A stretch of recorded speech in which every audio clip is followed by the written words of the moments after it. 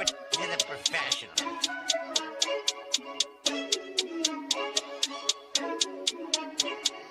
Blessed by Bungie, blah, blah, blah.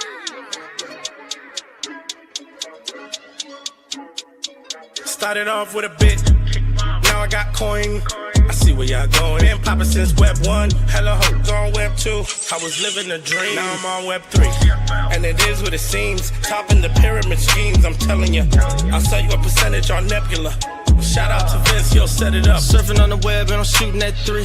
I've been goated when I got my G. I'm an alien boy from a different planet, yeah. So I got my drink, I'm riding in the 1920s Model T Ford. Call her Era Lord. Call me Levi, playing on the keys, boy. And I'm about to put my gloves on. If I said it, then I meant that.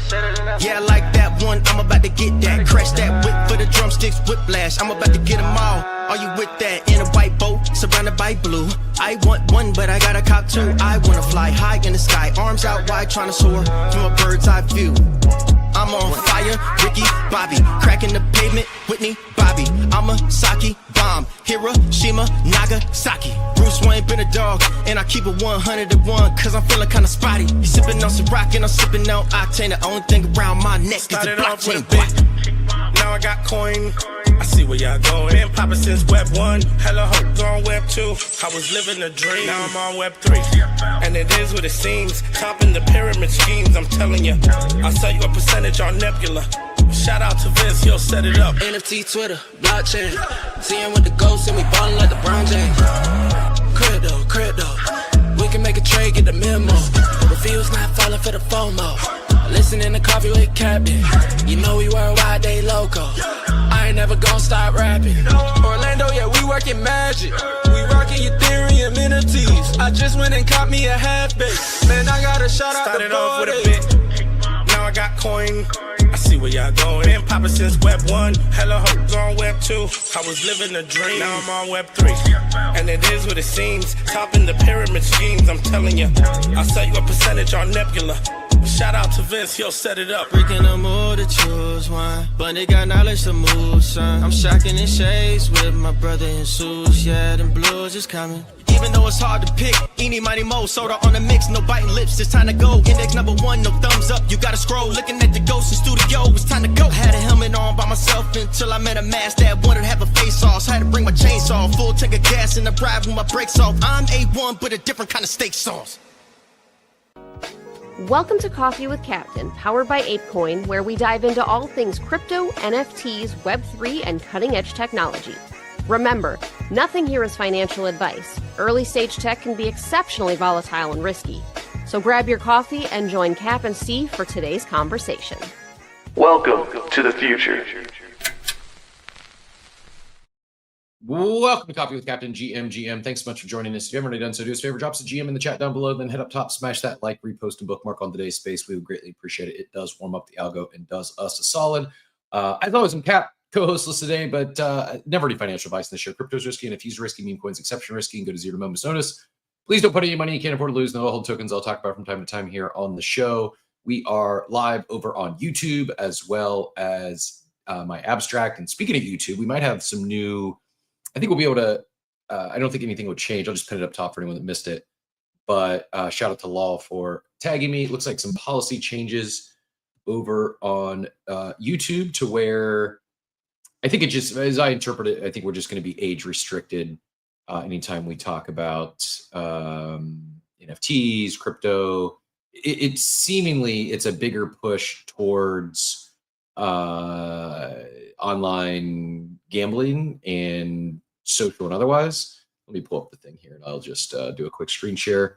But again, while we're warming up and I pull this up, kind of jumping right into things, go smash that like, repost, and bookmark on the space. We'd appreciate it. If you haven't already done so, go say hello in your favorite chat, and shout out to RDL and Machiavelli over in the YouTube street. Shout out to Thomas and the abstract streets. And as I was mentioning, Law just shared this, so YouTube might, like I said, I don't think anything will change for us, but the original tweet here saying banning, they're not banning crypto and NFTs, rather changing its rules so it will anything talking blockchain, NFT, Web3 gaming, they're going to classify it as online gambling with digital goods that have monetary value under its gambling policy. This includes NFTs, tokens, skins, and in-game items that can be bought, sold, or traded for monetary value or real money. If your video depicts, promotes, or facilitates gameplay where players can win, lose, stake, or wager assets in real-world value, it's now considered gambling content. Expect takedowns, strikes, or age restrictions.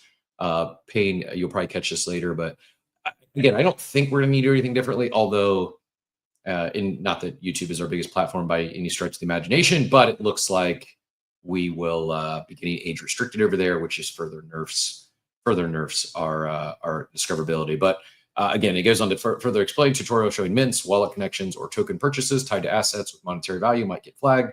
Sponsored contents promoting token-based gameplay drops or marketplaces could violate ad and gambling rules. So even if you're not running a gambling site, your Web3 integrations can trigger the same penalties, age restrictions, removals, and strikes. In short, gameplay is mostly safe, but anything that looks like staking, earning, or cashing out equals high risk. Sponsored NFT/token videos likely restricted or removed.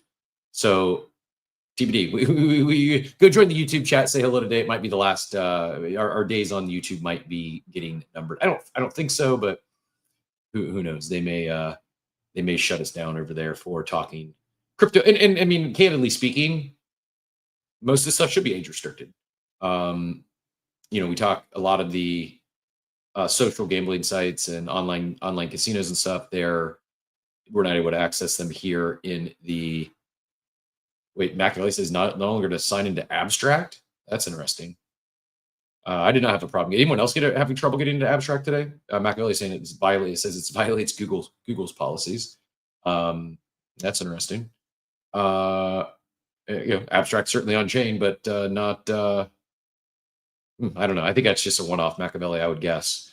But yeah, could get interesting over there. I do think that age restriction, age gating on the online casinos is a good thing. But would be nice. Yeah, Thomas is in there. Jambert's in there. No idea what's going on with your Abstract or your Google Machiavelli, but good luck getting that sorted out. Speaking of Machiavelli, did good on the boxes yesterday. I'm assuming you minted your 2 anyways. If you missed it, I will actually. I haven't even looked this morning, but I'll pull this. I've not got any redemption codes. I assume. I know some people have. I've seen them. They're selling on the secondary market for a good flip, but my redemption codes have yet to hit. I did check. The order was confirmed in my Amazon, but no redemption codes yet to get live with my Boximus over in the other side. Just check my email again here this morning. Yeah, no redemption codes yet, but other than that, some of us delayed on our redemption codes seem to go pretty smooth, sold out pretty quickly. And then let me see if I can find the Boximus. Here we are, 810 ape. That equates to, can't do the math. I need ape to be $1 or 50 cents, so I can do easy math. 40 cents is a little more challenging. This early in the morning, I'm only one cup coffee deep and co-hostless, so my multitasking is not the greatest. $325. So it was a $60 mint, $65 mint, $66 mint, something like that. So $66 to $325, like a nice 5x. Nice 5x. It peaked. I think it went up. Looks like some top sales, little over like 1,100 ape, and floor settling in at 810. And yeah, I mean it's Yuga Labs, it's Amazon, it's a low supply. Seemed like a no-brainer. I'm in my my 2 unique ownership looks pretty decent, 67%. I will say, as I haven't got my redemption codes, I'm sure that not all the supply is out there yet. So I'm expecting a little more of a pull off or a sellback, but they also haven't announced anything with this yet. It's basically, just, it's an avatar on the other side, which is awesome, but it's not, I don't know if there'll ever be any other utility or other announcements or token allocation, if there is another token ever. So Toot saying his were confirmed by Amazon first and then canceled. That's interesting. Machiavelli got both and keeping both. Yeah, nice 5x. Sorry you didn't get yours. I did see a few others didn't get their allocate or their orders to go through as well. Yeah, I agree, Maxwell. I think a lot of people don't realize that it's the first NFT sold by Amazon. Some are saying it's the CryptoPunks of 2025. It's CryptoPunks of Amazon. Some are saying. I don't know who's saying that, but some are. I heard. Yeah, my order. I'll check it right now.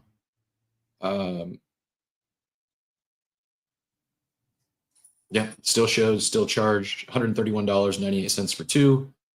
And you click through, says currently unavailable, can't buy any more, but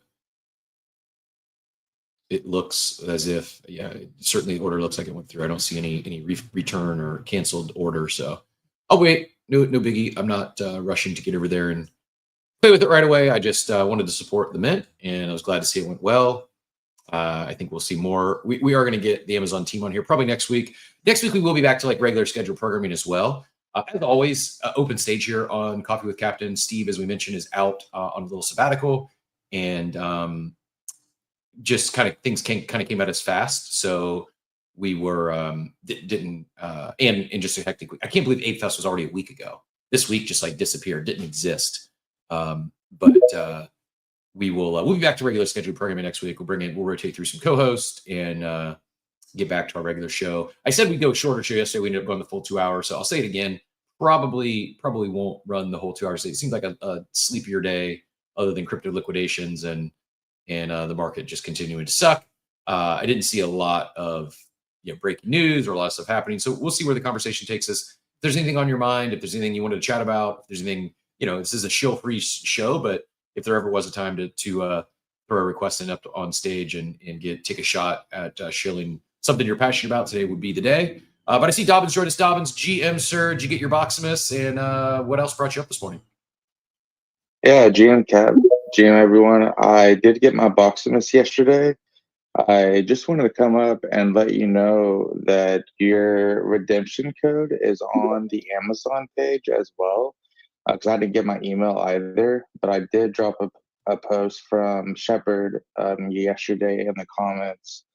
And if you go to your order and then you go to like your view order details, it should have the product key. Okay.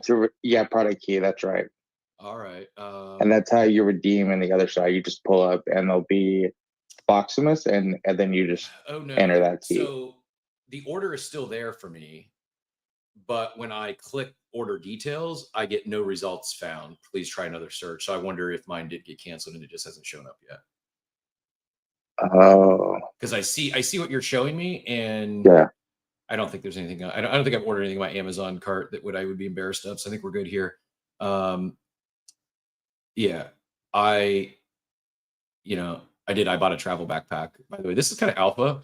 Some of these airlines that have, like your Frontiers, your ones that they charge you for all your bags, but you get a personal bag. This backpack, it fits and I travel light to begin with. Like I'm going to Ohio for my brother's got his 40th birthday next month. I'm just going basically it's a day trip. And I have no need to check a bag. Actually, I have some clothes like jeans and stuff at my mom's anyways. So I really don't need anything. But I was like, I don't have like a good personal carry-on bag. So found this one that fits the dimensions for Frontier and any airline's personal bags, but it's a smaller travel backpack. So anyways, I digress. There's your alpha. There's your quote open nonsense for this morning. But yeah, so I click view order details. You can see it looks like it's placed total. I was charged. The invoice went through. No refund, but I click view order details and I get this. No results found. Please try another search. So I'm guessing the screenshot, is that what it looks like for you, or did you share that screenshot from someone else, Dobbins? No, that's what mine looked like. So I'm actually not sure why it's not showing up on yours. Maybe the order did. Have you checked your bank account or your card to see if the transaction went through? It looks like it, but Poppy said there was an issue with Amazon on the drop. He had to call because an account got locked for potential fraud. When he called, they said his purchases didn't go through to go back and purchase another one. So I'm assuming that people ordered, got the confirmation like I did, thinking that they were successful. But ultimately, the order failed. Call Amazon today to confirm your order. So yeah, maybe I didn't get the order. whatever, it is what it is. I guess what I say, $325 would have cost me about $600 miss, but such is life. I wasn't going to sell it anyways today. Maybe would have sold one, but Hey, Cap, real quick. Same thing. I had the same issue, but you have to look for an email that comes from them. It's a separate email. It's not your order confirmation email. does it come from? Is it like an Amazon address? Like, can I search Amazon and it should show up from that? Yes. So it literally comes from Amazon.com. So like mine says like Amazon.com, your order for Boxmas Limited Edition. It's like a whole separate email. And then once you receive that, then you'll know that it's been kind of like processed on their side. And then there's a view order details link in that takes you and shows the keys. Yeah, unfortunately, no confirmation email.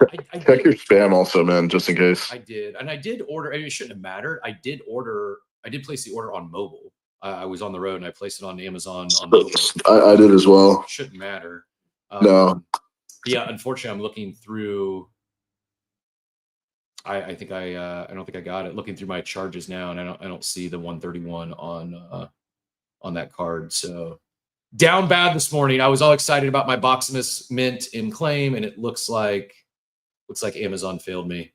I'll take it as a dub. I'll take it as demand was high, and the reason they did this first one was to iron out their kinks, was to test their tech, and here we are. So I'm happy to be a beta tester. I say this, I'm on a recorded space, so everyone on the Amazon and the Yuga team, you owe me the next time when you do send the allocation of the drop, one up Monad and make sure that everyone who talked positively about you gets big allocation of these. So seriously, congrats to everyone that got one.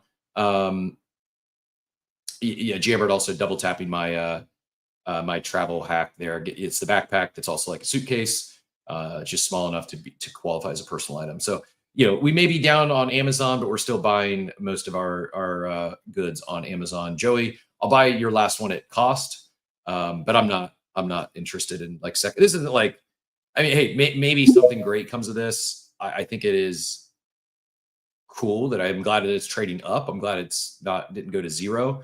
I also don't know, like fast forward a few weeks, how much are we? It's going to depend on what I guess comes with it. If it's just an avatar in Otherside, I think we're probably hard to see it going much higher from here. If we're shooting for a 10x, like, do you see this thing trading at $3,000? Probably not, unless there's some sort of future utility, future token, or Amazon. Like this Boximus becomes the pass to get all of the other future drops or claims or something. I don't think that's the case. I think I'm not trying to create any rumors or hype or speculation beyond that. I think it is. I think it's awesome that we have Amazon avatars in Otherside, and it would have been nice to have one or two, but such is life. I saw we got several other speakers fly up.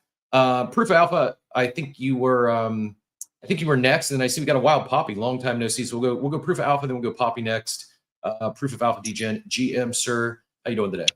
GM, good sir. Everything is fine, man. Thanks for asking. Good to know you in good spirits, man. And it was a pleasure meeting you.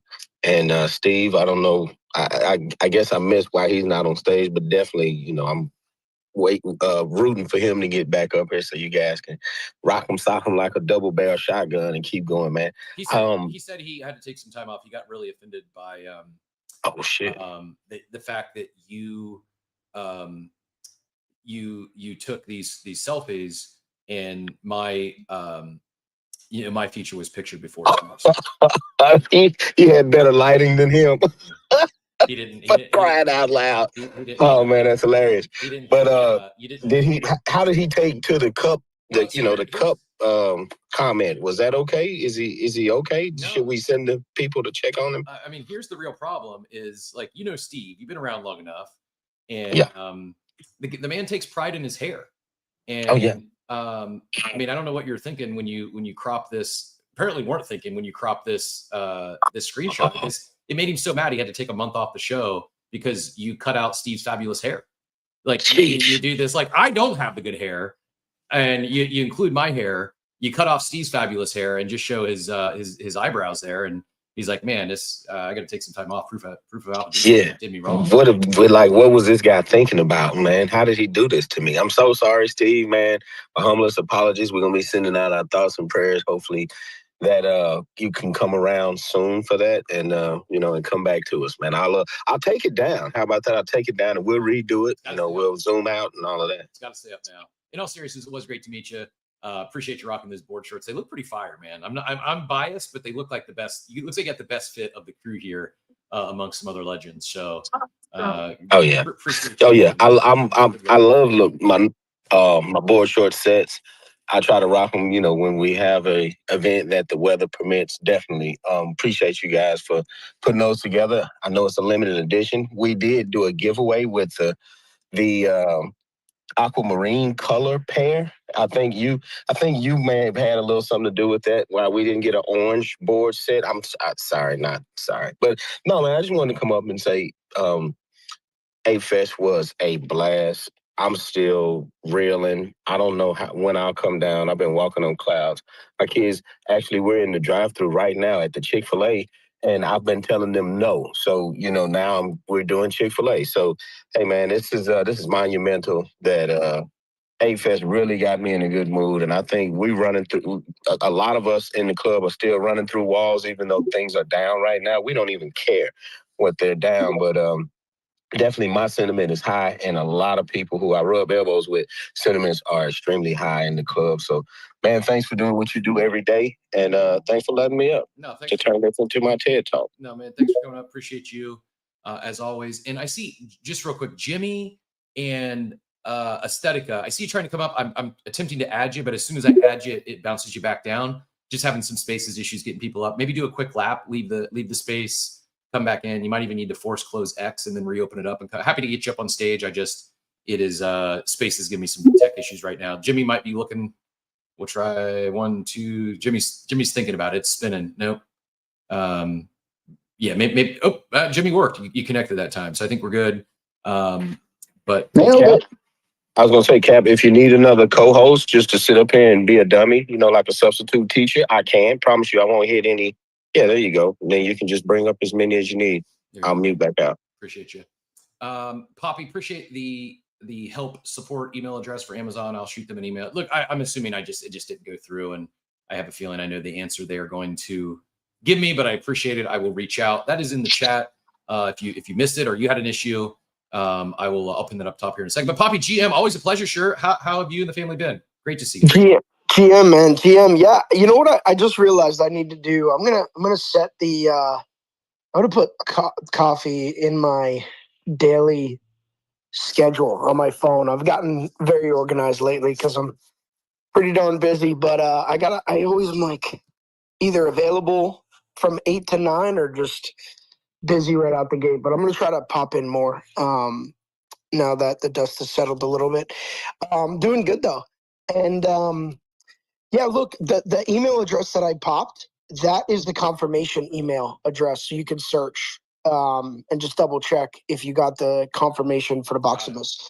What I recommend doing is calling the 1-800 number because I had purchased it and I got the confirmation, all that, not through email, but on the website. It's like orders confirmed. I took the screenshot, threw up my post in support, and then because I did it on my phone, I go to log into Amazon on my computer, which is normally auto login, and it was giving me login issues. And then it said, your account is logged out, please call. So when I called, I had to go through this verification. So weird, man. I started to interject. I had the same issue. I'm always logged in on Amazon. For whatever reason, yesterday when I went to do this, it logged me out. I had to, not only did I have to log back in, it forced me to change my password. Yes, me too. Which I did that. Same. And then went in and placed the order. I didn't even think about it until just now, but I'm guessing not a coincidence that they were connected. Because when I called, I was talking to the rep, and after I got through the verification, I had to answer, dude, Amazon security, pretty impressive. What are your last 3 orders? What do you have on subscribe and save? What's in your shopping cart? They asked me, I mean, it was pretty much every question I've ever needed to answer in my life, which is good. Nobody's hacking your Amazon account. But after we got through the verification, the guy, he said, I told him, I said, yeah, I ordered this Boximus gaming thing, and he said, "Oh yeah, that was the issue. That's what triggered the this alert." And I think it has something to do with the fact that they dropped a link, and I normally shop on Google Chrome, and the link brought me to Safari, or actually maybe it was because it was in the X web browser. It had something to do with the browser and maybe the IP. But yeah, I saw several people on the timeline with the same issue we had, Kat. Had I not called right away, I wouldn't have known. But the guy said, "Yeah, well, your order didn't process, but you can go. You weren't charged. You can go through and order again." And I had enough time to actually get the purchase successfully this time. This is what they tweeted about yesterday. Like when people were tweeting like we broke Amazon, this happened to a bunch of people because of the immediate rush of people at the same time trying to order this, triggered some kind of safety protocol on their side, thinking that there was some fraud or like a bot attack or something. So that's why a bunch of people had to go through that. Yeah, that makes sense. They probably didn't, obviously there's different departments, and sometimes, like even in my company, if we're doing something different, we always tell customer service first, because one time we didn't, and it caused this chaos. So that was probably the case. It's break fix, entrepreneurship 101. Even Amazon makes some mistakes. But yeah, I think that's what happened. And unfortunately, it's probably a lot of people like you, Cap, who are sitting here thinking you got one or two that, I don't know, may or may not. So I would definitely just call them and see if it's... Maybe they kept some back. Yeah. Maybe they held them. I'm thrown in the towel. I'm taking the L. I'm just going to assume I didn't get it. But this is like, I'm actually fine with it. I'm actually ecstatic. I think this is a really good thing because, look, this Amazon gaming hasn't experienced this before. Has Amazon had Prime days? Have they had big events? Have they had, load issues, or they get some, crazy sale and they get a bunch of traffic? Sure, I'm certain they have. But just go through their tweets, Amazon gaming specifically, and despite them having 339,000 followers, it's just not a highly engaged account. Most of their stuff gets, even Pokemon Legends got 20 likes, 4 reposts, 8,000 impressions. Now they simply say GM Otherside and it gets 500 likes, 32,000 impressions. They say step into the world of Otherside meta, discover the exclusive Voyager skin from Bugle Labs, available now on Amazon, unbox the unexpected, 528 likes, 29. Like, Amazon gaming has never experienced what they experienced yesterday. For us, we're like, oh, it's normal. NFT drops, mints, gated, like it breaks all the time. It's normal that it can't handle the load, or they get the DDoS attack, or whatever the case may be. It's not just that they have tech issues unexpected because the traffic wasn't expected or dare I say unprecedented. It's also like the social engagement and the stuff they get here. Like, this is unique to crypto. It really is. I mean, you're talking these other brands, Pokemon, I don't know about Sweet Carol, but these are some of the largest brands in the world. And, EA College Football 26, 10 likes. Like, explain this to me. Explain this to me.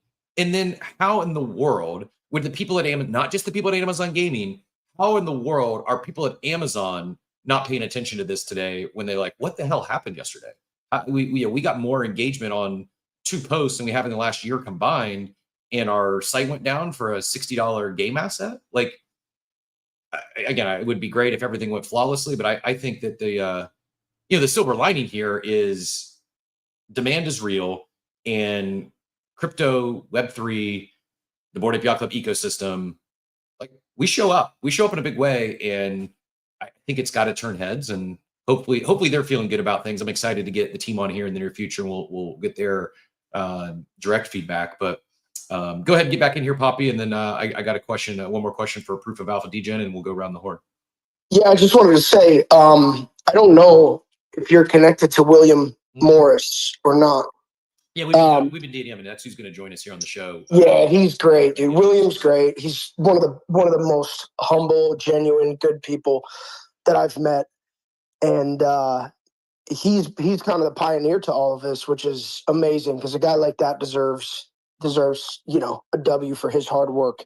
I remember when his posts were getting 1 like, 2 likes, and he's finally getting that engagement. Yeah, I was gonna say I figured you knew him, but I know that they're ecstatic because he moved from a different department in Amazon to basically taking over the gaming side of Web3, and this was their first big activation, and it was a massive success. Dude, I think it's awesome. Massive. I've heard some people like not necessarily knock, but I've heard some people say, "Oh, well, Amazon gaming's not a big deal." Amazon's a big effing deal, and Amazon, like, if Amazon is making a push into gaming, wouldn't we rather be, have a crypto company partnered with them near the beginning in their first inning, as opposed to fast forward 5 years and let's say play out the hypothetical where Amazon now is competing or has more users and Amazon gaming is doing more than Steam. Like, now is the time to be in good with them, and hey, maybe they don't scale the thing and become a major player in cloud gaming. If anyone's going to do it, they're as positioned as well as anyone, and I think it's awesome that Yuga landed this partnership from the jump. It's just and I'll hand it over in a second. It's just a bad take, and I'll tell you why. I mean, people are so contradictory in Web3. We talk about onboarding the masses, and then we complain about literally the largest distribution channel in the world supporting our tech. It's like, I would guarantee that nobody who owns a Yuga asset said that. I think the space still battles quite a bit of jealousy. So it's a bad take. If Amazon is now supporting, Web3 gaming, everyone should be happy because it opens doors. Yep. So that's a bad take. Yeah, I agree. This is from Reddit like a month ago, but there's just a thread talking about how Amazon Prime included gaming service, that's major overhaul, execs on how new game night party collection complements planned AAA titles. Like, are they as big as Steam or Xbox or PlayStation in the game? No, absolutely not. Neither is YouTube or Netflix or Facebook. But all these social / e-commerce giants, they all see the market. They're all making plays in it, and maybe it doesn't stick. I just happen to think as the tech continues to improve, just play it out. Let's say hypothetically, you can get a very similar, if not the same, game quality and gameplay from a cloud-based platform like Amazon or Netflix or YouTube. Why would you go buy a $500 console? Right? Why would you go buy an Xbox or a PlayStation if it's not needed? And I don't know. Again, I'm not deep in the gaming streets, but from a casual gamer, like, I have an Xbox. It would take a lot. It would take a lot for me to ever consider buying another gaming console at this point. Like, I don't play enough games to justify it. The Xbox, whatever the most recent one is, that should be, last me, a good 5-10 years at least. And I think there's, in the range of outcomes, that cloud gaming like this continues to gobble up market share in the gaming space. So we'll take it away from the consoles. It's just, as a younger generation gets online, they're all on socials, they're on Facebook, they're on Netflix, they're on Amazon, and the total addressable market, I think, is much larger when it doesn't require a $500 console. But again, I'm not the deep gamer, not the expert here by any means, but we got several other guests. We'll get to all of you here. Joey, I saw you fly up and we invoked the hand. Go ahead and get in here, and then we will go to Jashaka and then Jimmy. Oh, I did have a question for Proof. As someone who does play games and has played games for a long time on console as well as PC and mobile, the reason why people will buy a console over or why console is still popular is what you get for your money, right? A lot of people can't afford a computer or laptop that has the computing power to run a lot of these games at the quality and speed that you can get a $500 Xbox for. Now, a lot of mobile game, and that's what we talk about, like, the quality of games as they scale up or scale down. Now, as our phones become more powerful, there are a lot of games that you can play. There's Warzone, which is a very large, complex game. You could play on PC or you can play on console. They also have a mobile version. If you've played the mobile version, it's fun, but it doesn't even compare to what you can get on a console and then what you can get on a PC, right? So like PC gaming will always reign supreme from like the quality of gaming.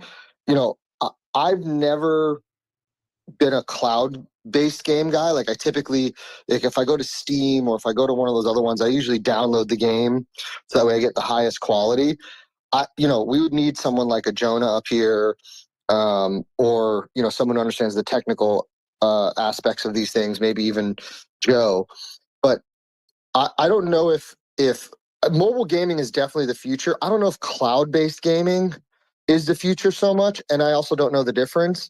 But that's typically why there's still console sales, is because the consoles are just far less expensive than having to own a PC that can power these games. Sure. And I don't know, Jonah, if you were invoked there by Joey mentioning your name or not, you're welcome to join the conversation if you'd like, to bring your gaming expertise.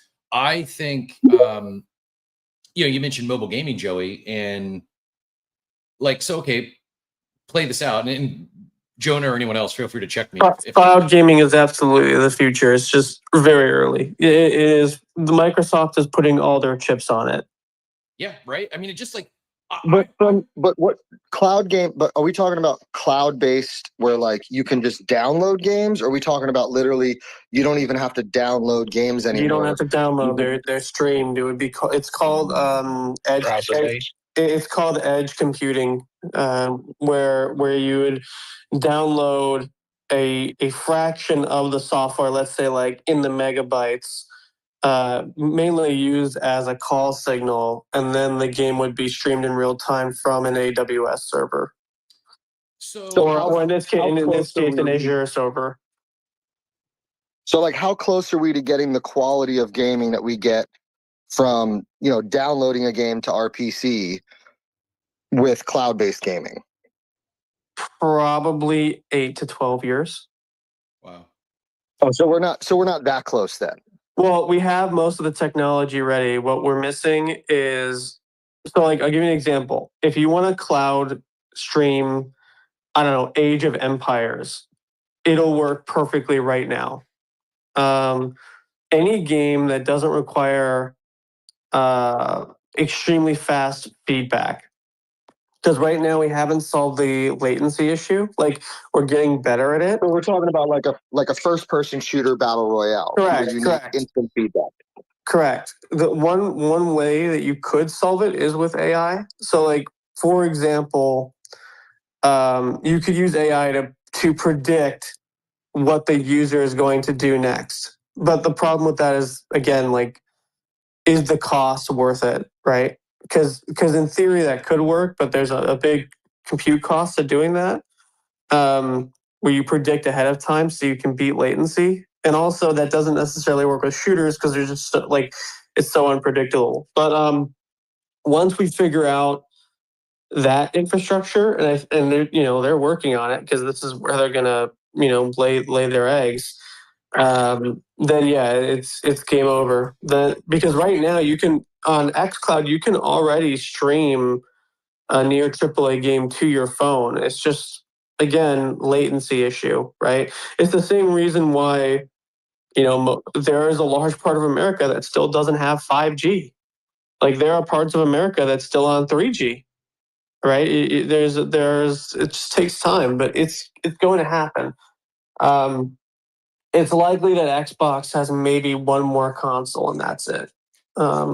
Then they're done. I also think, without understanding all the technical side of things here and how this will all work, if you zoom out and think about, okay, like in the beginning, mobile gaming wasn't that big, and now it's huge. Things like social gaming, like Facebook gaming, wasn't that big, and now it's huge. While today I don't Facebook everything's out of business, actually, isn't it?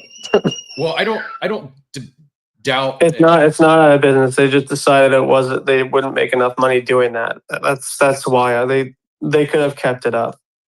I guess where I'm going with this, I don't doubt that today can you get a higher quality game or better experience downloading it on your gaming PC or on a console, and you're a hardcore gamer, sure. Maybe cloud gaming never replaces like the esports professional gamers. But I think the addressable market for casual gamers that are looking for they don't have to have the greatest graphics and the absolute best gameplay in the world. They just want fun casual games, and they want that without having to buy a $500 console or a $2,000 gaming PC. They want to be able to play the fun game on the devices. I think The fastest growing market right now, because like console's already peaked. There are no new addressable users through console. There are through PC, just because people will convert from console to PC as like PC becomes more normalized. But the fastest market is handheld, which is where Nintendo Switch 2 had just insane record-breaking sales. But now you have the Steam Deck, you have the Asus ROG Ally, you have all these others where it's a hybrid where the handheld is small enough to take on, let's say, a plane or on your couch or wherever the hell you're going on vacation, but it's high quality enough that you could plug it into a TV or it plays at that fidelity. The thing with the handhelds that they just need to solve for, which is with everything, is battery power. Yeah, and I think. Go ahead, Joey. I was going to say, as someone who I honestly don't have the capacity anymore to sit in front of my PC or console to play games. And to Jonah's point, I have been playing more games on my mobile phone, but it doesn't give me the same vibe that I used to. And I've actually been really tempted to get a handheld for what Jonah's saying. The exact reason is you can connect it to your TV where it just becomes a controller and then the game plays on your screen. So I didn't realize, and thank you for Jonah sharing that their sales have been so high, because you never hear a lot about Nintendo anymore in comparison to the wars between PlayStation and Xbox. And I definitely think that mobile gaming in general, again, to Jonah's point, battery, when I play a game on my phone, my battery gets absolutely crushed. But I definitely think the idea of handhelds and mobile gaming, if you're not building some type of mobile or handheld version, you're probably going to fall behind. Is that correct, Jonah? Say one more time. If you're not building, for example, Warzone is on, which obviously is a terrible game now, but they're on mobile as well. So I was saying is if you're not building for the handhelds or for mobile, are you going to be falling behind? I don't think that's necessarily true. I think it just depends on who you're trying to target as an audience, right? It really depends. There's a double-edged sword with mobile. You can reach more users, but you have to spend a lot more money. And most people don't have that kind of money. You cannot build a top 10 mobile game unless you spend $100 million. That's crazy. Is that marketing or is that development? No, it's all UA, because mobile games have a large drop-off. So you have to keep spending money in advertising through UA in order to retain those players or bring in new players. So it's not think about. I always think about the margin, right? So my thing is, would I want to build a $5 million Steam game, like a hyper indie game, and have the chance of making 15 to 30 million. So my margin's somewhere in the in the 15 million mark. Again, the odds of making money in gaming is already bad enough, but just for the sake of this case, right? So my margin is around 15, 20 million if I'm lucky and if I build the top game. Now, if I go and build a mobile game, I need 75 to 100 million dollars. But if I'm the top game, it can make $1 billion. But if you start making $1 billion, you're going to spend 5 to 10 million a month in advertising. And so now you have the headache of advertising, you have the headache of regulation, of monetization, you have the headache of, if you stop spending in advertising, some other mobile game will destroy you.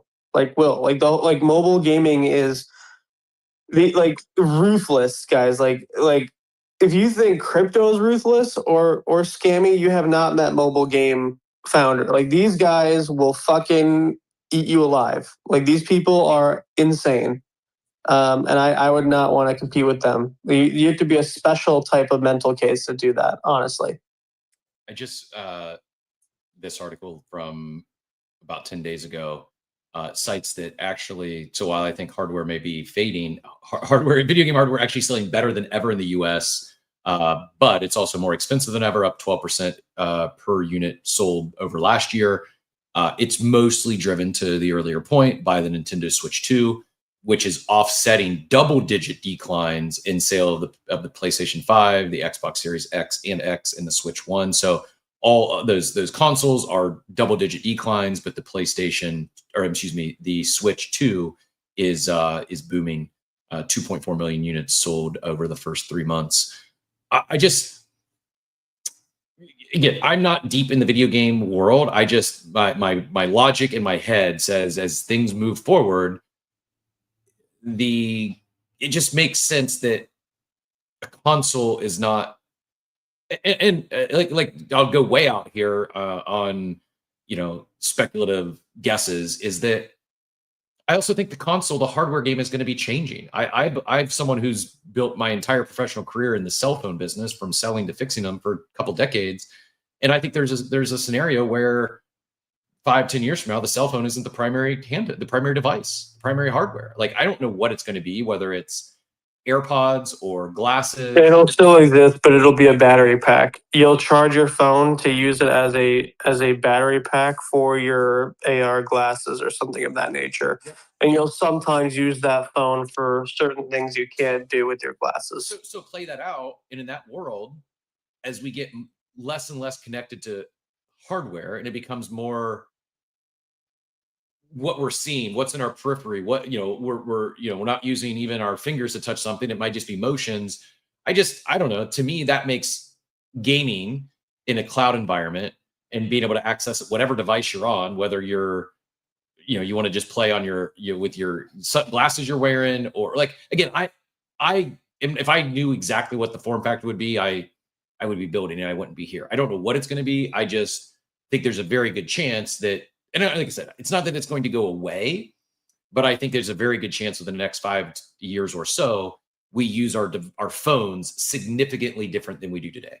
One thing I think you'll find interesting is Meta spends about $5 to $10 billion a year on R&D, and in that on VR, AR R&D, and in that budget, there is, and apparently it works in prototype. One of the things that is an issue with VR and AR gaming is feeling objects in a digital space, right? So I'll give you an example. Imagine, for the sake of this space, that you could see a bored ape in AR or VR, and it has high quality textures, it has the fur, it has all these things. Well, you could wear these gloves that I do know that Facebook is making.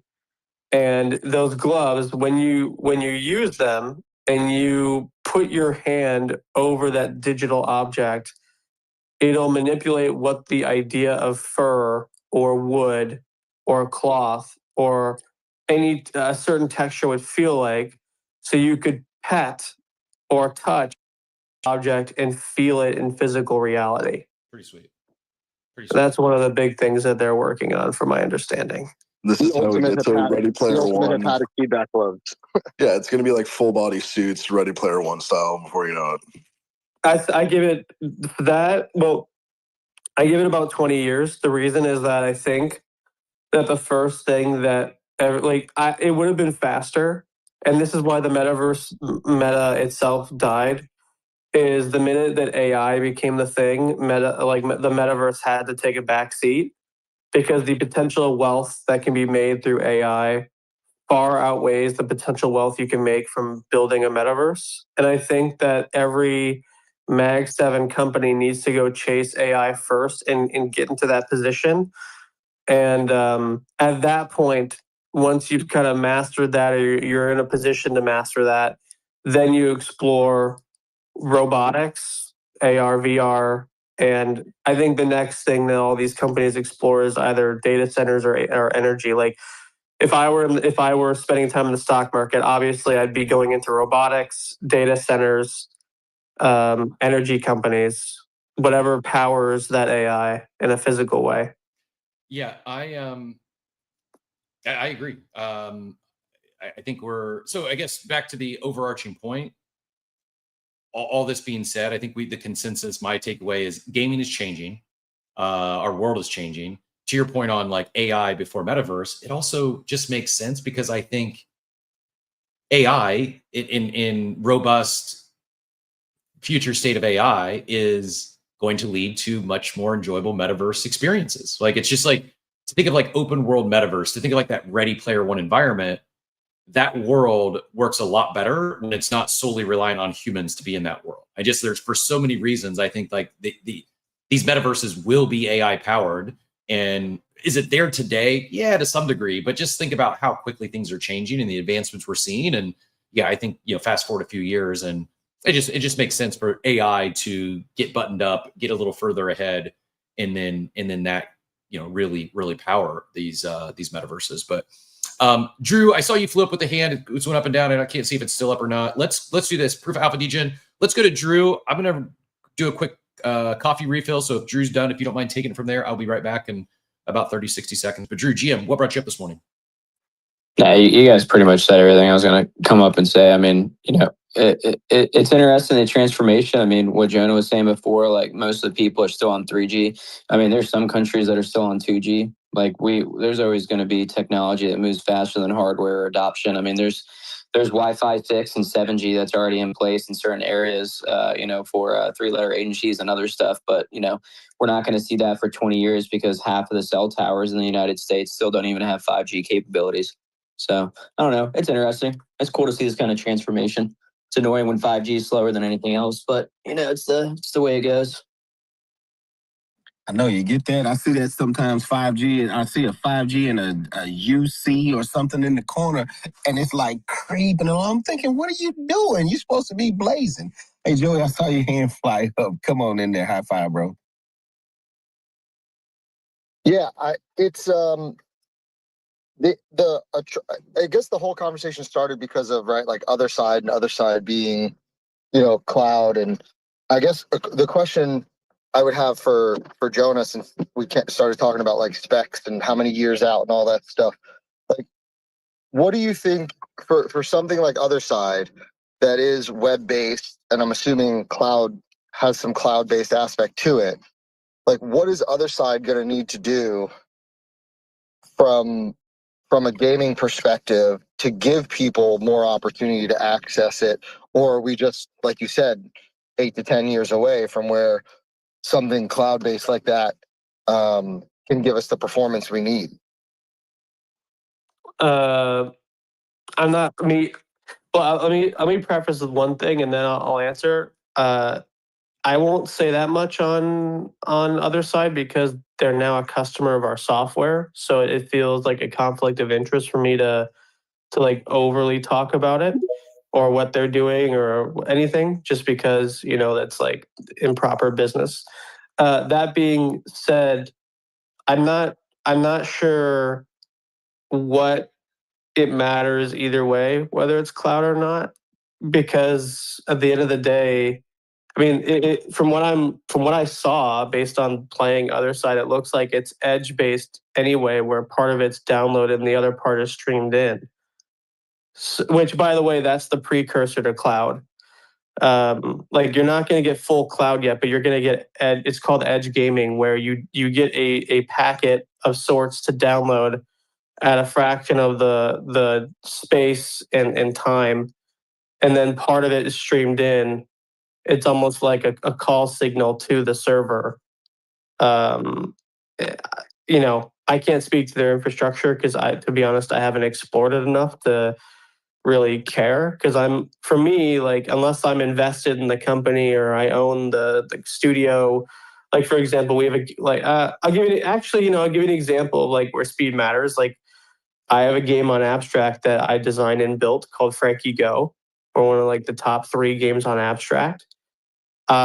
I'll tell you from a technical thing how technicals matter is I was pretty sure we were leaking $100,000 per season because of how slow Abstract was about 2 weeks ago. This is before they upgraded to the 200 MS or whatever the fuck it's called. The main reason is our game is pretty much completely on chain. Like every interaction is on chain. And so if you're on ETH and you're on an L2 and there's a buffer, it takes time for the game to load. Like there can be like a 10 second wait time. A 10-second wait time in a mobile game or any game, that's called like a retention drop off because people have ADD or ADHD. So that on-chain game was leaking us money. Now that they've upgraded and things are fast, I mean, I already know we're making more money now. So just applying that to Otherside is, I'm sure it's not completely cloud because it would slow the experience, especially because it's real time. So I'm going to guess that it's going to be full download or edge for now. They're not going to do full cloud. No one's doing full cloud. It doesn't make sense. And Jonah, just so like we understand that the whole point of these different approaches, whether it's like fully downloaded on your computer versus edge versus fully cloud, the whole point of this is just deciding where to allocate the processing power, right? Like what thing is doing the processing? Is that basically the end reason is how can the average person access the game who doesn't know anything about software, right? Like I'll give you an example. In my office, if I go walk over to my office, I have a $4,500 gaming rig. Like, could most people in America afford that? Absolutely fucking not. In my other room, I have a nice TV and a Nintendo Switch too. Can people afford that? Most people probably can't. There's a lot of poor people in the world. Do people have access to a phone that could download a packet and then play a streamed in game? Yeah, a lot of people can do that. That's a very big opportunity. Can I just have my regular TV, which I bought for my family, and just stream it in with a small download to some little box? Yeah, I probably could. Like, there's a lot of people who have that. So it's just about getting a certain amount of players in your experience. And if you're a metaverse, you need a lot of players. And so the farther you get away from local stuff, sorry, man, I keep doing that to you. I just want to understand the farther you get away from like a local console or like on your PC and farther away towards the cloud, that's just introducing more latency issues, like from a gameplay perspective. Yeah, because if you press A on your controller, like let's use that as an example, you press A on that controller, it then has to send that signal to the server. Right, and then it sends it back, to you. Right, it's a packet being sent back and forth. And if you have a local console or PC, it's near instantaneous because you have an extremely strong signal, and also most of the games running on your device. With cloud, it has to do all of that work. I mean, it could be as stupid as, is it raining outside? Is it bad weather? There's a lot of things that could affect it. Are there other people interacting with that server? There's just so many qualifying factors. But the biggest issue is latency. Because if like in a shooter, a decision and a win is decided in milliseconds, right? Like all right, I'll give you an example. If I fire my gun at the same time that you fire your gun in a game, based on my hardware and my internet connection, it's possible that my bullet will reach you first.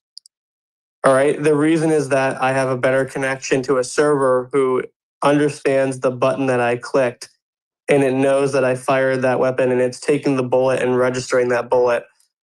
Right. Another example in a shooter. This is very typical, actually. What some people will have as a connection is it's called like peeking, right? So if I'm behind a wall and I peek out to shoot at you, I may see you before you see me, not because you're not paying attention, but because of the latency I have a head start on seeing you before the game recognizes on your side that I've already peaked.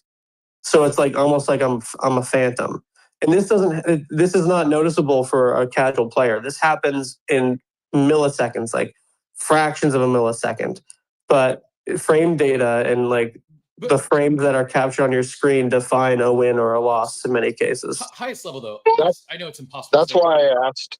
That's why I was asking Jonah, because when I was playing others like the other side battle royale, you know, having played games like Warzone and Fortnite, like as someone who's a gamer, that slight lag is, and I don't know if they fixed it or how you can fix it on their scale, but that's why I was asking you about, like, how are they going to grow this based on the only way they're going to fix that is by making it a downloadable game on Steam or Epic Games or their own launcher, and you download most of the game. And then they have servers. There's like, it's not their fault. It's not like Yuga Labs isn't dropping the ball. It's literally the technology. You know, if Amazon hasn't figured it out yet, it's not like Yuga is going to figure it out, right? This is just more of a almost like a physics issue, to be honest. Like in many ways.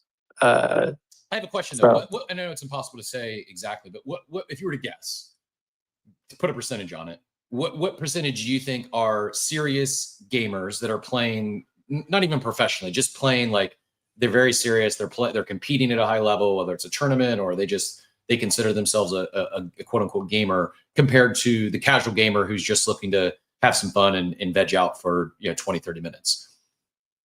Like, what's the size? Like, what is it? Is it half the gamers are pro gamers that need that connection? 1%, brother. I mean, like literally, Roblox has like 100 million DAU, and none of those people are like crazy gamers. They're just like kids who role play and shit. This is like a rule of thumb. Most games die by this. You never make a game for like a hardcore gamer, and that's ever. That's kind of my overarching point of Amazon, and while I appreciate what they're doing with their gaming division, and why I think it's so great that you can partner up with them, is I don't see as Amazon going to compete with the high-end gaming PC or even the pro gamer who's expert level Fortnite player on their Xbox. I think they're going to compete with the they're going after the casual audience, the more casual audience, and I think that market is already bigger, to your point, and I think it's going to grow faster. I'm not saying that esports and hardcore gaming won't grow. I just think that the addressable market is so much larger on the casual gaming front, and things change, like how people act. I mean, just not to use the Blockbuster analogy, but to think about, I'm old enough to remember when even the idea of a streaming video platform seemed laughable, because of lag and buffering, and that'll never work. And tech gets better, things change as tech continues to evolve and things get faster. And I just maybe it doesn't play out this way, maybe it does, but it's a 50-year timeline. I just think that they're clearly making a big push here.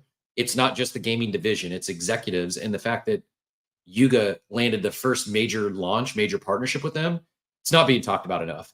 I'm not even joking, if this was 2022 and Amazon just announced that they're launching their first NFT in partnership with Otherside, it's an Otherside avatar. Oh, by the way, it's going on Ape Chain. Everything in the ecosystem would have cooked. ApeCoin would have 2x, 3x overnight. Like, it's a really, really big deal. It's just our space, our crypto native space is not, there's just this collective PTSD. We're not in the speculative moment. I say this despite the Boximus already being a 5x overnight. I think it's a much bigger deal than most of what CT is giving it credit for. You could say I'm a biased seat. I don't care. It's a really big deal. Amazon is one of the largest companies on the planet. They've got one of the largest user bases on the planet. I know their gaming division isn't as large as Steam and some of the other gaming divisions, but what if it is? What if it becomes that? And I'm like, if any company in the world is going to compete with the incumbents, you can't name on one hand the amount of competitors that might be better positioned than Amazon. So let's do this. Let's go back to Drew, and then Honeybee will get you in here, and Jimmy, I promise we'll get you in here next. And by all means, I I'll keep an eye on hands, but I'm not sure Spaces is being a little finicky this morning. So maybe if you got a hand up and I'm not seeing it do a wave or something, just shock, we'll get you in here too. But Drew, go ahead and then we'll go Honeybee next. Yeah, it's just, I mean, I don't think it's going to take that long. I think we're at a pretty big cusp of technology evolution like we've never seen. I mean, if you bought a PC back in 2017 and you buy a PC now, like the amount of storage capacity that they're having to save on these chips and the chips that's actually coming in the PCs is farly going to outweigh some Xbox that I can't upgrade and, you know, PC or mobile or interchange interoperability. I mean, that's where I think it's going to start differentiating when people, even casual gamers. I mean, I you know, if I were to go play Otherside, even though, you know, it's pretty much client, you know, and again, I agree. I don't think anything's going to go 100% because you need that edge computing in a way besides a downloadable. If I try to go do that on my PC that I've had from 2020, it fucking sucks. If I go do it from a PC that I have now, whether it's Windows or Mac, it's pretty decent. Like it's pretty solid. And that's not having, you know, some hardwired fiber line like these streamers have where they literally pay thousands and thousands of dollars a month to have 2 or 3 ping because they are professional gamers because, you know, individual, you know, casual gamer streamers don't need that and they can rely on 30, 40 ping and it'll be all right. Peaking or not, you know. It'd be silly for Amazon to attempt to go compete in that right now. Like, why? What's the upside of getting that? Like, I just doesn't seem like even a need for them. It wouldn't just doesn't make logical sense for them to go after that base as opposed to the casual base. Honeybee, appreciate your patience. Always a pleasure. That box head is looking mighty fine, sir. GM, what's going on? How you doing? Good, yourself? Top of the morning. No, doing great. Recovering from fucking Vegas, bro. That shit was a blur, but it was a great time, bro. I know it was a great time. I know it was a blur because this week has been a blur. Like I slept in twice this week till like 7:15, and that never happens. And it hit me this morning, like, holy shit, today's Friday. Ape Fest was a full week ago. What the hell happened? Yeah. The time just flew. I don't even know where I am. You know what I mean? Like, I don't even know how I got home, if I'm honest with you. Like, when I got here, like Tuesday night, Wednesday morning, I was like, what the fuck? I don't either, but it may have had something to do with the copious amounts of fungi or edibles I took on the plane back. But yeah, it was a blur. Brother, that was me at HyperX, I ain't gonna lie to you. Hosting that event. I posted that shit and I was like, well, where am I? But I think going to the other side, a lot of it is, to Jonah's point, I don't think they're going for the whole like infra like play. I mean, they're doing infra in the sense of like build Roblox, right? Like in the sense of like giving you a platform that you can build on top of like experiences. And I think that's what they're going for, is not competitive games. Like, whereas people can build competitive games, we have Battlefield Blitz, for example, is the potential to try and be a competitive esports type of game, right? Like, but it can take a while, obviously, still, right? They got to figure out servers and all this extra shit. But I think the biggest thing and the reason it's been working, we even did an event and it's different from other esports, is that it was like a social esports event where you're like, okay, we're going to go get like basically an arena plus a game cafe and be like, and here's a bar and food and everything. Like, you guys socialize because you already socialized in the game, but now let's bring it together. Let's make a party out of it, like IRL as well. And then we'll host different little short burst games, right? And I think that's very entertaining for casual people because it's very easy to digest. You can come in, play 20 minutes, 30 minutes, an hour of your life, and you're like, oh, I just played a new game or 3 different games, and this was cool. And that's kind of what Otherside is going for. It's like you can make these like constant mini games, these constant mini experiences. I mean, people host parties in the fucking Otherside, right? And do runway shows now. So I mean, I think that's a cool thing, and we're going towards that. And that's why they call it the Roblox Killer, is because of the graphic and the fidelity of you know what you see on your screen. If you looked at it on big screen or on the big computer, bro, that shit looks fucking phenomenal. Yeah, like agreed. I'm curious, just a wild question, and maybe think of hearing you talking. What would you like to see Amazon do? Let's say Amazon does an event, an activation, something on the other side. Any thoughts, any ideas? We'll go to right back to Honey, and then if anyone else has any thoughts or like you would love to see Amazon do this on the other side. Any thoughts, Honeybee? Any like your wildest dreams? What would you love to see Amazon do with? I mean, a strip club sponsored by Amazon. No. What would I love to see Amazon? I don't know. I think it's open to anything, right? Like I think one of the cool things of Otherside is like you really can make whatever the fuck you feel like. Whatever comes in your hand, you can really make, right? And I think it's very woo woo for most people because it's so encompassing, right? Like it's so big that it's like impossible to imagine. With them, I don't know. I mean, like really anything they would do, but like fucking cart box racing or some shit, or like even a simulator where you're like a fucking Amazon worker just for shits and giggles, and you start boxing up boxes. You know, I don't know. Like you can simulate being an Amazon worker for a day, and you get paid in fucking ape. Who fucking knows? They do a virtual fulfillment center. Yeah, like you can virtually go work, you know, and they're like, "Oh, we just farming you." We and that's fine. People love simulators like that, bro. People play fucking truck driver. You know, IKEA is doing this right now. IKEA is doing this, and you can go get paid to work in an IKEA metaverse and basically work the service counter virtually. I don't get it, but it people like this shit. It's weird, but it's people like it. So I'm down for anything. I think just having the collaboration is sick. You know, I agree. Here's what I would like to see, and I'm open to anyone if anyone has any other creative ideas. We should probably take notes of these so when William joins us on the show, we can rapid fire all of our thoughts and suggestions. But I think a simple, fun to play Amazon game, so like their own title, and I'd probably work with another studio and white label it. But you know, think of like these Boximus. Think of like just a simple, fun racing game with your Amazon Boximus character. Get you a some sort of power up or level up, or I don't. Again, just racing to your destination for delivery. Right. Yeah. So I think something like have some fun with like who can. Again, I'm brainstorming in real time, so maybe this sounds like an idiotic idea, but yeah, like you're racing against other people to get all your packages delivered today. And again, it may sound cheesy, but if it's gamified, we used to play Paperboy. Like Paperboy, I'm old enough to remember Paperboy being a hit game, and the game was delivering newspapers. Like bring back that nostalgia. Do Paperboy, but instead of delivering newspapers, we're delivering Amazon boxes. If this is a horrible idea, Boxboy, there you go. See, co-host of the day. We'll keep going hands here, Von Frutton, and then Jashaka will get you in. I assume you still want to get on this Amazon Otherside gaming conversation. Von Frutton, what brought you up? GM, everybody. No, so I'm not going to talk about gaming because I don't know squat about gaming. I haven't gamed anything regularly since my oldest son was like turned 1, and my wife got me whatever Call of Duty was out that year as a congratulations for keeping a human alive for a year, and that's the last like console game I ever played. So we're not going to talk about that.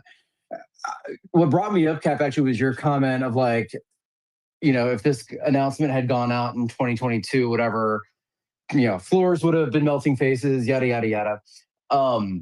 And this is a big deal. So look, this is a big deal, right? I mean, I think from a distribution standpoint, to have, and say what you will about where Amazon ranks in the grand scheme of things, Amazon ranks above Yuga. So Yuga was able to punch up and get their platform and their, digital product on a distribution site that is bigger than their own. That is a good thing for any, 4-year-old company, right? Yep.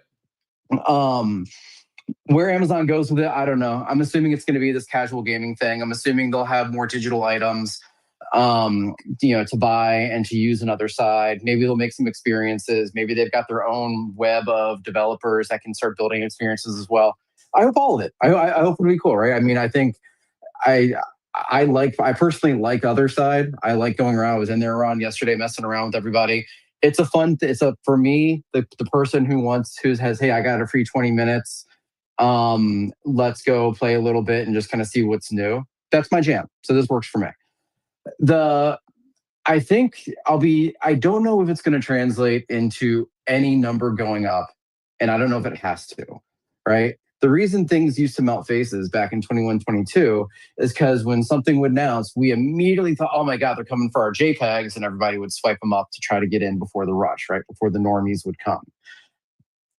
I don't think that's happening here. We just said, this is not the hardcore gamer. This is the casual gamer. The casual gamer isn't going to spend, $4,000 to $40,000 on a skin to play around another side, right? They may spend 70 on a little box in the sky. That makes sense. That's probably the right price point. If ApeCoin becomes the currency like Robux, and everybody is spending $5 here, $10 here to get a power up, to get an item, to get a this, to get a that. ApeCoin might go up, right? Depending on what Yuga then does with the ApeCoin, if they're immediately selling or not. So I think some things might work out, but like for the things that are out there right now, like guys, we are way too overpriced for most of the world, and especially the casual gamer that we're all saying that Otherside is going to attract. And I think that's okay, right? Like, you know, will some serious gamer maybe get involved and want to have the premier skin in Otherside, being a Bored Ape? Sure, maybe. But I don't think we need to equate success in gaming and Otherside and distribution with floor price of my JPEG going up. Fair. In the short term, I agree. At the same token, I think like the long tail of this is, let's say this plays out in this vision that cloud gaming just continues to take market share from the consoles and the PCs. Let's play this out to where Otherside gets on the scale of a Roblox, Fortnite. I understand this is for all intents and purposes, it's a pipe dream. I understand how much of a Herculean effort this would take, and it's highly unlikely. It is in the range of outcomes. It's the stated goal.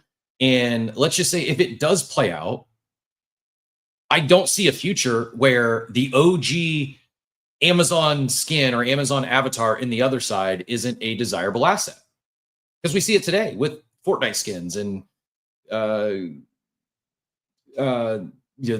guns and all these other games, these legacy games have been around. People sell their accounts for. Like this whole time, what got me so excited about on-chain gaming, it's just a better product from the ability to actually own your assets. I think that's where it started. I mean, Ethereum, came to be because Vitalik got nerfed in his World of Warcraft character one day.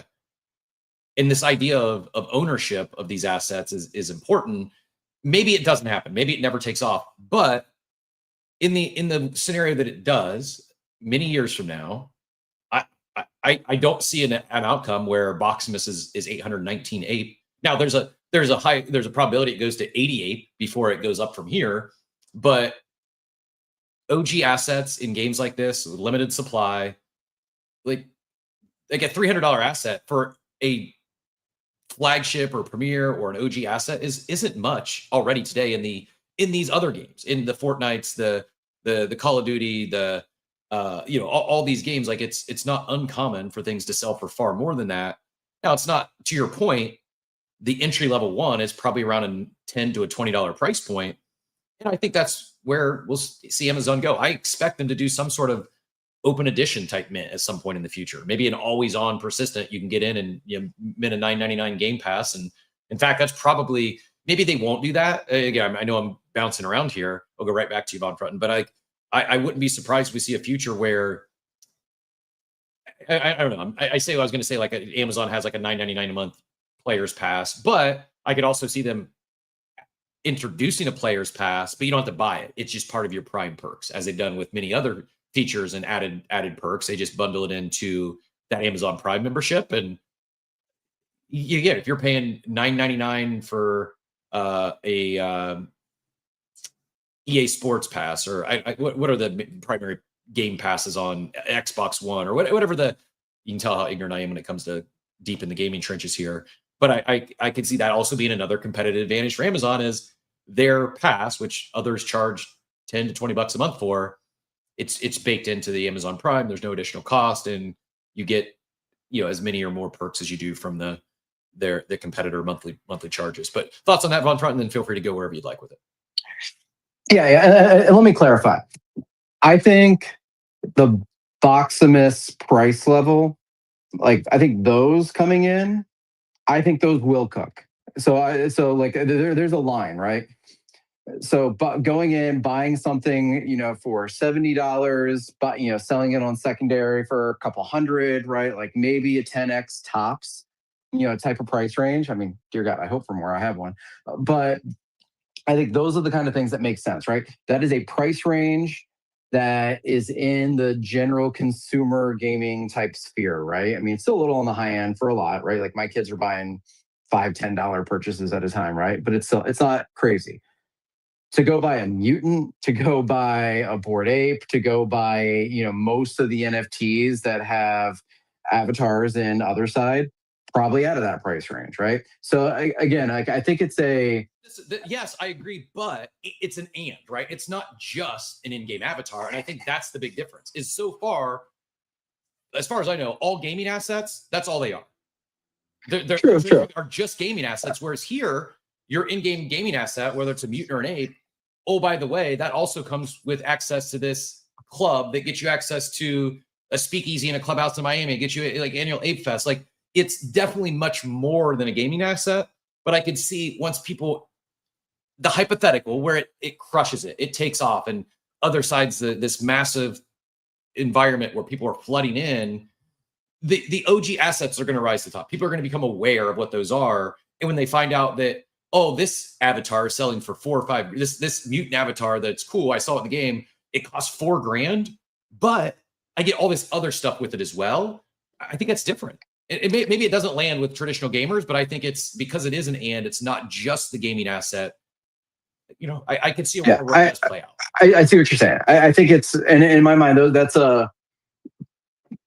a mindset shift, because I want to buy it because I want to have the gaming asset, or I became aware of this thing because it's a gaming asset, but I could give a shit if it's a gaming asset. I want it for all the other utility that comes with it, right? Those are two different reasons that I'm buying something. Now, could Otherside, and I have no idea if this is you guys' thought process, right? Could Otherside become a top of funnel mechanism for the other NFTs that are in there? Sure. To the exact point you just made, right? I see this little monkey running around. I want to go buy it. Holy shit, it's thousands of dollars. Why? I do research and I say, oh, wow, this gets me way more than just a gaming asset. I'm a casual gamer, but I'm a serious, builder. Whatever. You insert something here that the utility of that NFT can actually give me. Okay, that might be worth it. Cool. And by the way, I get this cool gaming asset as the perk on top of that. So I do think there's a couple of dots you have to connect, and I think it could make sense. I guess what I'm trying to say is, like, I think that's going to take time, and it's going to have to be executed in a certain way, and you're going to have to bring consumers down the funnel. The first thing is you need a shit ton of people on Otherside, right? And then you need all of those people to start seeing all of these skins and then wondering why some are priced the way they are, and then having a very easy way for them to understand what it means to have this high-priced avatar, and why in the hell would I pay $4 to $40,000 for that avatar, and then work your way down there, right? It is sales and marketing funnel 101. This is like my third day talking about this shit, but that makes a ton of sense. What I don't see happening is they see me running around with my little mutant and they're like, well, I want that. $4,000? Boy, that's a steal. It's going to take a little bit more work in order to get them to fork over that kind of money. Yeah. Well said. I don't disagree. We'll go. I'm not sure if Jashaka and Jimmy have thoughts on Otherside or want to take it a different direction. If different direction, maybe hold until we start to round out. But one thing I got to squeeze in here, because I would be remiss if we didn't share it today. It was actually I didn't realize this. It was actually on Halloween in 2008 when Satoshi published the Bitcoin white paper. So what is that? 17 years ago to the day. And just a quick, if you're worried about the market and concerned about where we're heading, and we've been in chop or the cycle's over, just take a quick glance at this. Should make you feel a little better. Bitcoin price on October 31st, 2 years after the white paper was published, 20 cents, $3.27, $11, $201, $337, $312, $699, $6,300, $6,300, $9,100, $13,500, $61,800, $20K. Oh my God, it's over. It's going to zero. $34K, $72K, $110K. I actually am shocked to think I've been here for this entire time. And that has been the biggest. While this is insane, everything here, the go from 13 to 60 back to 20, it didn't seem near as scary as it is. And I say that in a world where today we are fear and greed and extreme fear. Shout out to our guy, I Can't Trade. Dropped this in the chat, shared from a couple weeks ago said don't look at the charts till November 1st, talking about max fear and max panic, correlation between crypto VIX and open interest, and it's a direct effect on institutional buying and hedging. And the prediction looking strong potentially. He's calling 116K next week and gap up to 120K following in short order. Let's hope so. And even if we chop here for a while, still a pretty incredible run over the last 16, 17, 18 years. Puff adds, we are 100% moving in the right direction. Short term, I don't see change in NFT market ApeCoin. However, long term, these skins will have new value to normies if the game succeeds massively, just like CSGO skins that we've always used as a comparison. And and this is just a better way to trade said skins and in-game assets. And I'm rooting for it to win. I can't see the future. Who knows if this thesis actually hits? But if it does, I can't think of a better partner for Yuga and Otherside than is Amazon, and especially with the focus they're placing on their gaming division. Let's do this home stretch here, closing in on the. We may not push it all the way till 10 as well. As I mentioned, this is a kind of a catch-up week, and we'll get our wits, get everything fully lined up as we head into next week, and a little more back to regularly scheduled programming. But as we wind out the week here, let's get Jashaka in here. Feel free to hit on whatever you'd like, and then we'll go to Jimmy. And then if anyone else has any questions, thoughts, or takes on gaming or all things Amazon, throw in a request or drop in the chat, and we'll do our best to get to all the questions. But Jashaka, go ahead, GM. GM, can you hear me? Yeah, we got you loud and clear. Okay, great. I hope you're having a great day. I got my Boximos on secondaries already up 2x, right? I used to run an exchange. And to be honest, if Amazon added Bitcoin payments, the market would have gone crazy. So I think what Yuga did is such a big deal, and NFTs really, they should be pumping. Crypto would be celebrating the hell out of this. But while you're in gaming, we are building a game. It uses very cool tech, and we have a launch coming up, and you said that I could quickly shill if that's okay. So I'm an open source VR developer. My app got 3 million downloads. That got me into gaming. Our game is a Tekken style browser-based game with AAA graphics done in Unreal Engine, where you fight as your PFP. So we support apes and mutants to start, and we're adding other collections, and we'll have tournaments with cash rewards. So unlike Otherside, we're using web GPU, so our game runs in the browser. We don't stream. We don't have the big latency issues that you guys are talking about, but we do have new tech issues. So I think this is another direction that gaming is going to go in, that 10 to 18 years for the cloud to work. All this tech is going to come to your browser. It's coming fast, and it's being supported by all the big browser companies. So I think you'll be surprised to see how that starts to change. That's where we're focused. So we're minting a collection of battle cards for the launch of our game.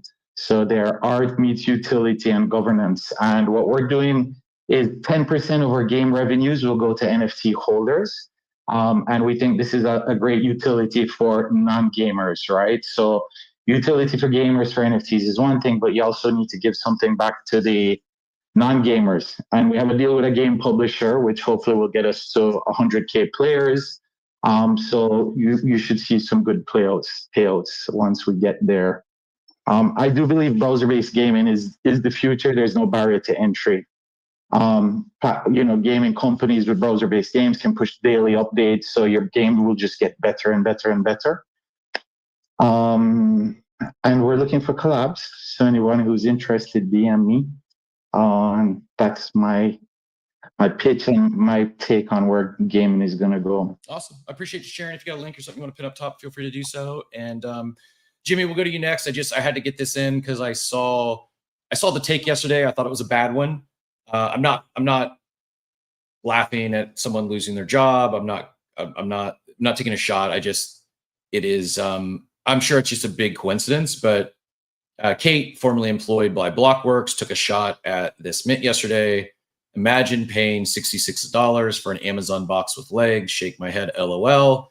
Her next post was she was laid off from Blockworks. So the TLDR is do not take shots at Amazon or Otherside. It could negatively impact your future or current career opportunities. Jim, I kid. I shouldn't have shared that, but little humor this morning. Jimmy, go ahead. GM.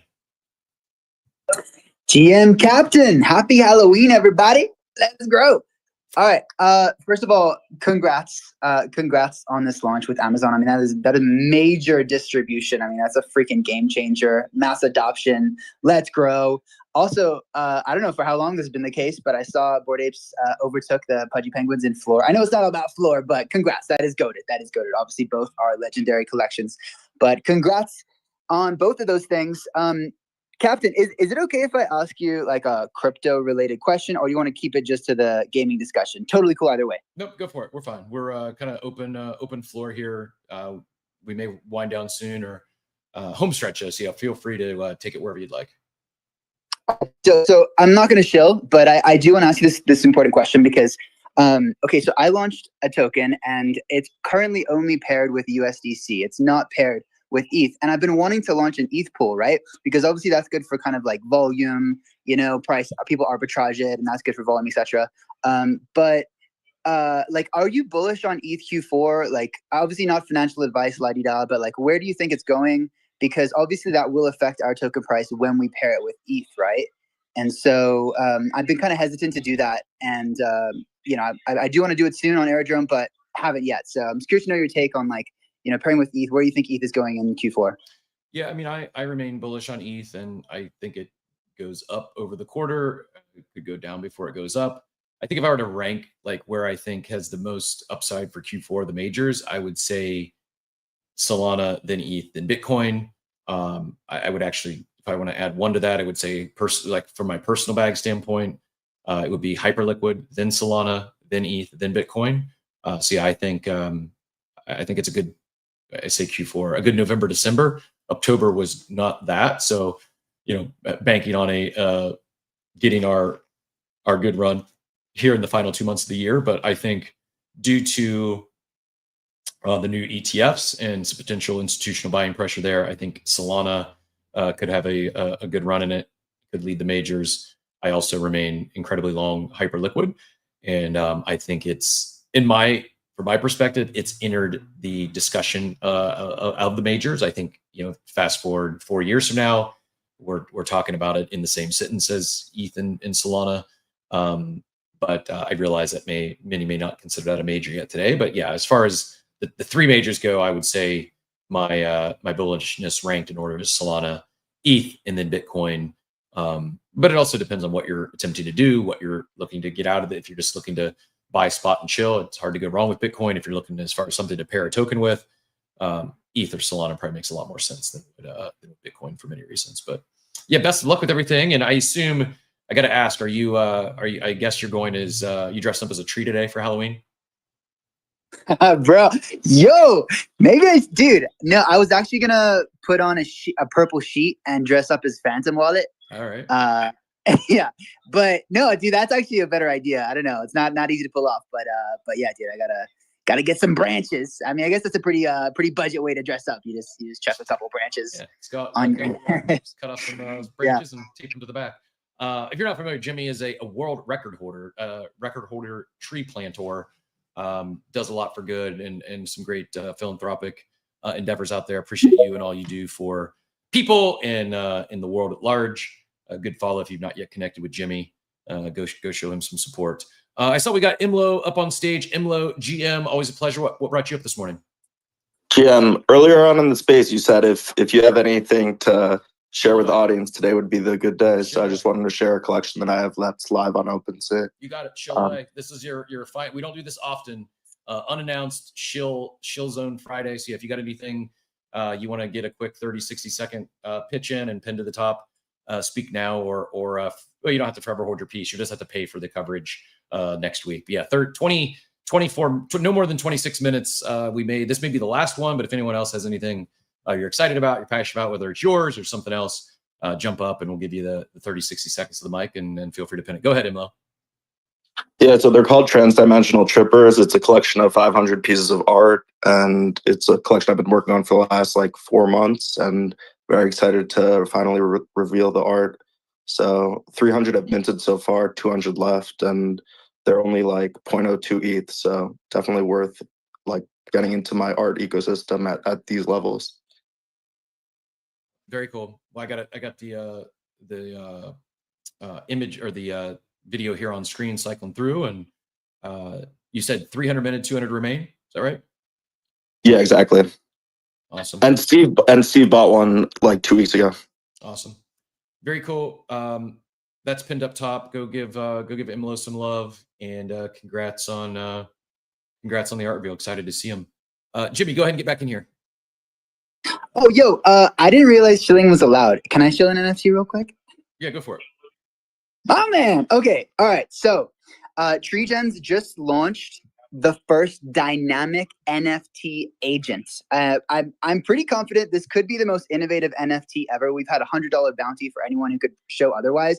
So first of all, it's the most dynamic. It visually changes in 3 different dimensions: trees funded, trees planted, and TGN staked. The coolest part, though, is every single agent is coming alive as an AI influencer to grow the movement and to pay you every single second. So we are launching the first streamed SocialFi platform. So now, thanks to Superfluid, we can stream crypto out every single second. So you not only earn your own TGN flow when you promote our DAO, but you also get a second flow because these little agents are able to make memes, threads, videos, post on all kinds of platforms, and based on the real engagement that you also get paid by the second with these dynamic NFT agents. There's only 1,000 of them that have ever been created. VFriends is starting to promote it, which is a huge, thumbs up. And the only way to get it is with TGN.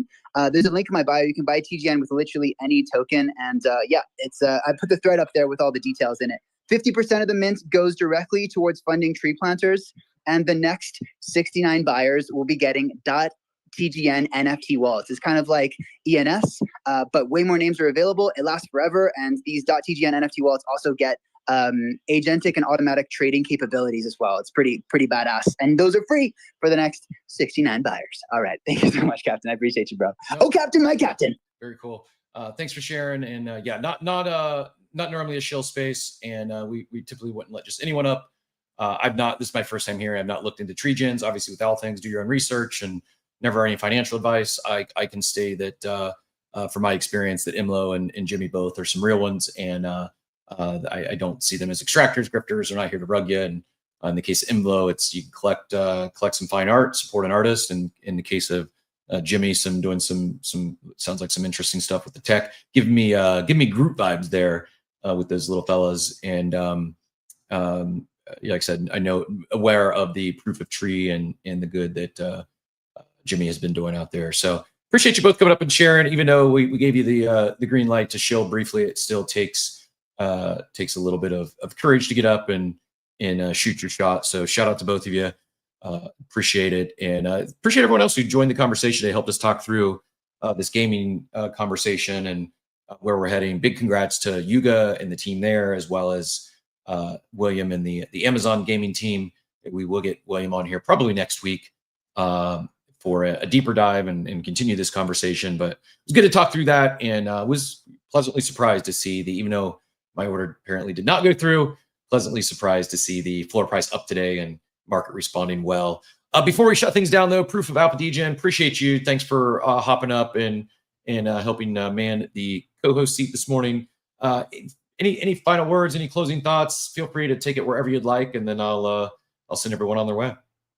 No, man. Always a pleasure to be in the company of you and Steve, and it's monumental that I was allowed to come up here and turn this into my own TED Talk, and I didn't. Right? So we'll send the invoices to those other guys. Make sure you guys send your email addresses in the purple pill, and we'll get your invoices over for the shield space sometime soon. No, I'm just kidding. But no, man, thanks for allowing me up, man. I'm glad to be here. I believe in Web3, and I don't care how red the charts go. I'm walking through walls for what I believe in. So I'm here for it. Thanks, Cap. Appreciate you. And other than giving you a follow, where else can, if this is the first time they're hearing from you, where else can the people find you? Are you doing this show with Loki every Sunday now, or what's your Spaces schedule like? You know, I'm not sure because I see Loki down there and I don't want to talk noisy because he'll fire me. So, yeah, but Sunday morning, if you would, just like and follow Loki. And on Sunday morning, he does a space, man. He allows me to come up there and jabber for a minute or two before he hits the air horn on me and tells me to shut up. But, yeah, Sunday morning, it's usually 11 a.m. Eastern. Sometimes it's 12 p.m. Eastern, but definitely just follow Loki and turn your notices on. And you'll be able to jump in that space and where we talk about all things NFTs. Yes, sir. Yeah, it's a good show. I don't tune in often on the weekends, but when I do, it's usually that show. Good conversation, good guests, both scheduled and impromptu. And if you're looking for, you need to get a Spaces fix and chat some NFTs over the weekend. I think that's you be hard pressed to find a better one than that on Sundays. So yeah, go give them all a follow. Go give our guy Proof of Alpha Degen a follow if you've not yet. As a small token of appreciation for manning that co-host seat today. It was awesome spending the week with all of you. Excited for the weekend. Have fun out there tonight. Looking forward to seeing some degenerate pictures of Halloween costumes on the timeline. But be safe. Have fun. Don't drink and drive. Call an Uber. Get a driver. If you're here in crypto, if you have a crypto wallet, there's no excuses. You can afford to schedule a driver and not get behind the wheel. So be safe, have fun. And as my buddy Steve would say, I hope you all have a wonderful, wonderful day, everyone. Thanks for tuning into Coffee with Captain, powered by ApeCoin. We hope you enjoyed the show, and remember, nothing we discussed today is financial advice. Until next time, keep exploring, stay curious, and we'll see you soon. Have a great day.